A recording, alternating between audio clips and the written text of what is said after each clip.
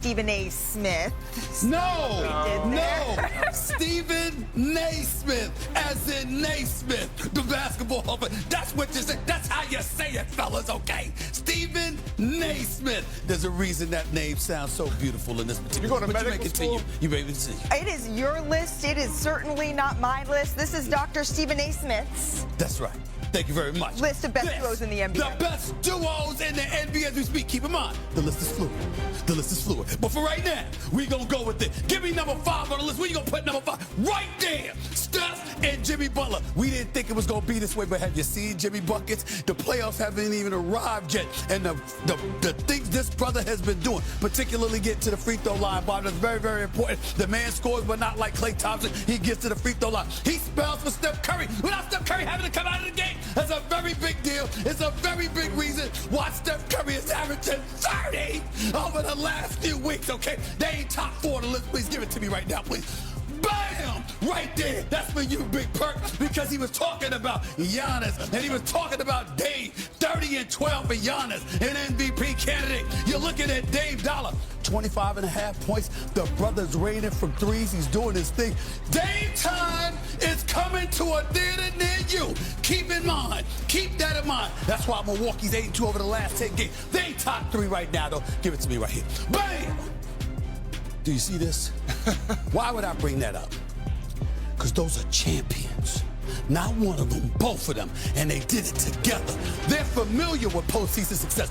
I know they went home in 7 games in the semifinals last year, but damn it, this is who they are. They're champions, and they elevate their level of play. We can't talk about Jokic being a top 2 MVP candidate when you know Murray can drop 25 or 30 or 40 in a night, in any type of night, and ignore them as a top 3 tandem in the NBA. They ain't top 2, though. Give it to me. Right there, right there.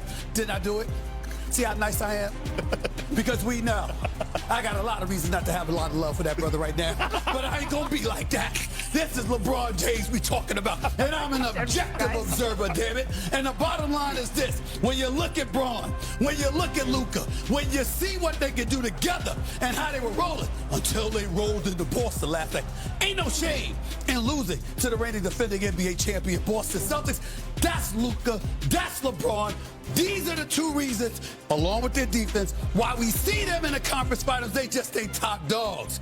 It's Jason Tatum and it's Jaylen Brown. How do we know this? Not just because of the ring, the most current ring. Not just because of that. Not just because of Tatum averaging 27. Not just because of Jaylen Brown averaging 23. It's also because the Lakers rolled in to TD Bank Garden in B-Town last night and got kicked the hell out of town. That's why. Because them brothers said, yo, there's levels to this, and we don't give a damn who you are. You ain't us. Not right now. It's Tatum and Brown. It's Luka and LeBron. It's Jokic and Murray. It's Giannis and Dame. It's Steph and Jimmy. There you go. That's a list. I approve it. Listen. You're Kendrick Perkins, and you approve this message. I approve that message. No Cavaliers, no Oklahoma City Thunder represented here. No, I like the list. I have issues with the presentation, but the list was good. Really? Good? Well, do you have a problem with the list? You know, you like to see OKC. I'd like to see some. You like Jalen. No. I said this is a tandem. Okay, my fault.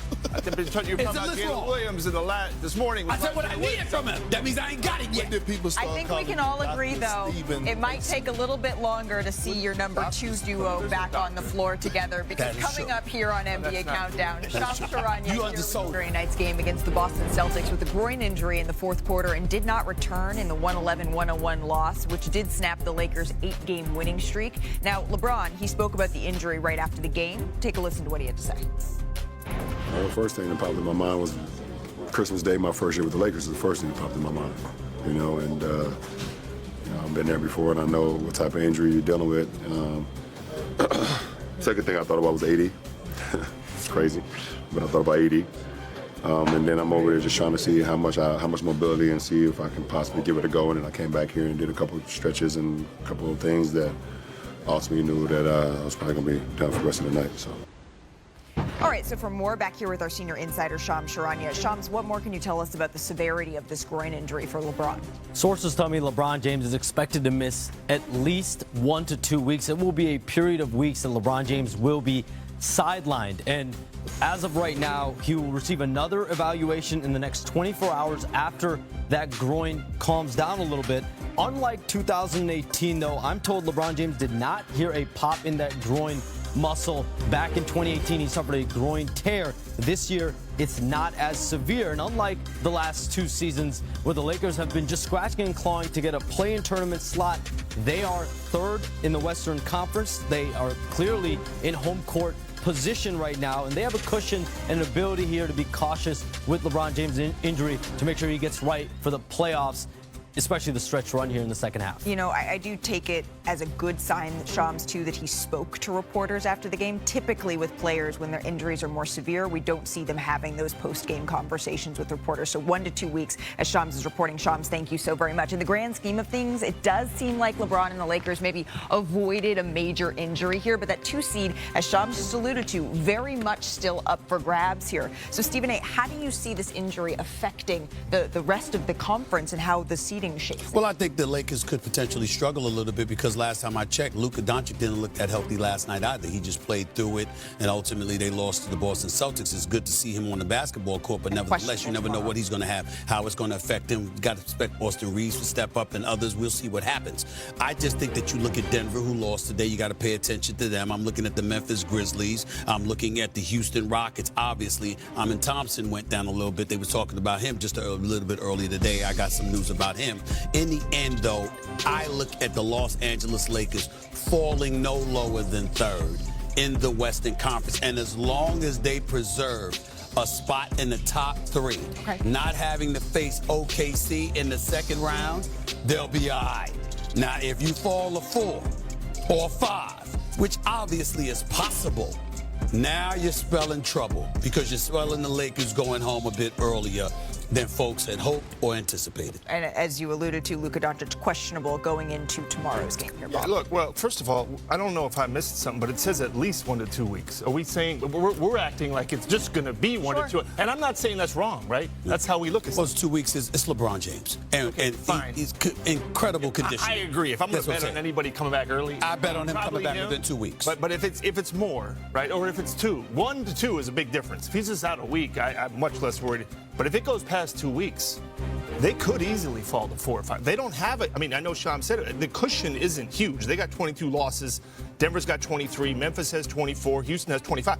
That's a 3-game difference between them and Houston. So I can see them slipping to 4 or 5. And also, you watched that game yesterday. Doncic is grabbing his back. He's not exactly a picture of health himself. So he's going to have to do more, Perk. And if something happens to him, they got different issues. What we're not about to do is start making excuses for Luka Doncic. Because I'm not making excuses. No. I'm talking to you and Stephen A. Because didn't Jenny Butts come out and say this is the guy that they want? They got the guy that they wanted. Didn't she do an interview and say? Yes. Okay, I don't know where. The Laker fans right now, they're excited about Luka, right? Because after when LeBron retires, they saying the franchise is in great hands. Yeah. Well, let us get an appetizer. Let us get an appetizer. We're talking about a guy, 5-time All-NBA,